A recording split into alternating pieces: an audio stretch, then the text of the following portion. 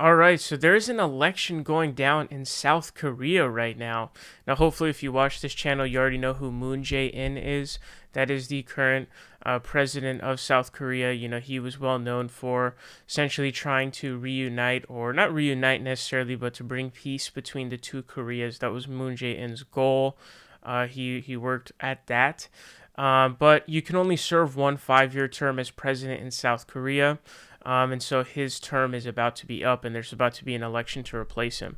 Now, there appear to be two main parties, the Democratic Party and the Conservative Party, the Democratic Party being that of Moon Jae-in. And so what's going on now, I guess, is like a similarity to like 2016 or a lot of presidential elections, but it seems to be even more like 2016 because it's a bunch of corruption questions. And so this is a lesser of two evils election. It appears that poll numbers seem to show that 50% of voters actually dislike both of the main party candidates. And so they're choosing between that. It's a mudslinging fest. They are just throwing allegations of corruption at each other. There's also a couple of, I believe, former South Korean presidents that are actually prosecuted for corruption issues. So there's clearly an issue that mars it. But there's actually something really interesting about this South Korean election that I'm going to get into. But this story says, wife of South Korean presidential candidate apologizes amid allegations of wrongdoing. It says the wife of South Korea's ruling party presidential candidate apologized on Wednesday over allegations that she took advantage of public servants and spent government money during her husband's term as a provincial governor. Controversy involving family members has dogged both of the main candidates in a March 9 presidential election has been dubbed the unlikable election because of the contenders' high disapproval ratings. Lee Jae-myung, the candidate for President Moon Jae-in's Democratic Party, has had to apologize for his son's illegal gambling and for allegations of wrongdoing by his wife Kim Hye-kyung. So Lee Jae-myung is the one who is running to be the successor of the Democratic Party for Moon Jae-in, and the candidate of the main opposite party is Yoon seok-youl. So he's also been under fire for corruption as well as his wife. And so there's this really huge thing going on here. But what's really interesting is it appears that there is a big backlash against the Democratic Party. And there's some third-party candidates too, so I don't know if I think the support is going towards the Conservative Party, but it's actually young people in South Korea right now that are the swing vote. It's like the 20 through 30. And so I guess that the Democratic Party has really pushed women's rights and I guess more opportunities in the workplace and stuff like that. I'm, of course, 100% in favor of that stuff.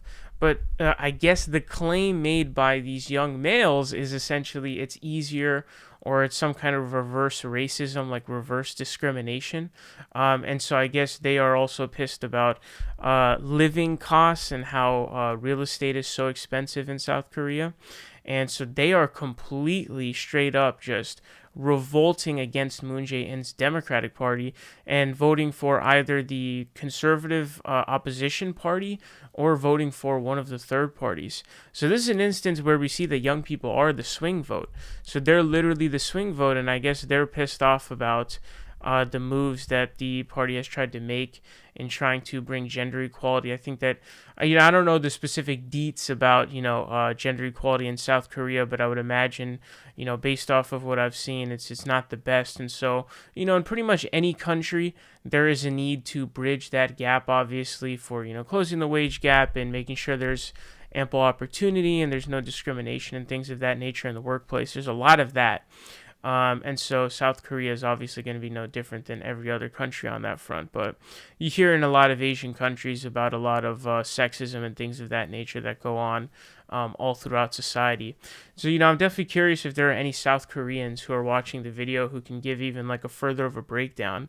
But this appears to be a mudslinging fest between the left and right-wing candidate, and it appears that it is the young 20 to 30 vote that's actually the swing vote that are actually revolting against the Democratic Party and voting for either the conservative party or the third party. I also read that in order to win, someone might need to try to get the help of a third party. And so this is a pretty heated election that is going on in South Korea. Obviously, this is going to be very influential in terms of how is South Korea going to deal with North Korea. Not only that, but South Korea really is a really powerful country. They have a lot of economic power. They're very developed.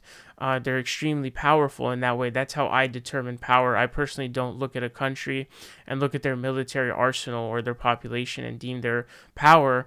If you're like Taiwan and you're, main chip producer, you're a powerful country. Okay, you're a very powerful country. You're more powerful than Russia is. And so that's kind of the thing. South Korea is very developed, obviously, and very, very powerful in that way. And so this is a very influential election to see what's going to end up happening. So I'll try to keep an eye on that and keep you guys updated.